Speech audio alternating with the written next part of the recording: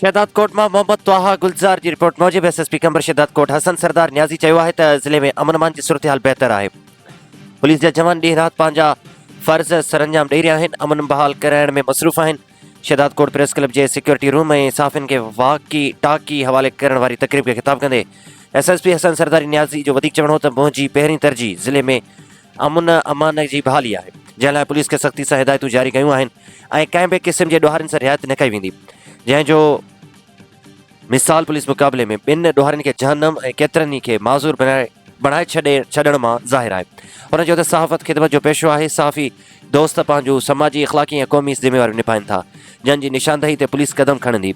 उन मौक़े ते प्रेस क्लब जो सदर गनी मुजाहिद सिंध जे रवायत की पासदारी कंदे एसएसपी हसन सरदार न्याजी के सिंध जी सकाफ़त अजरक जो तोहफ़ो पेश कयो।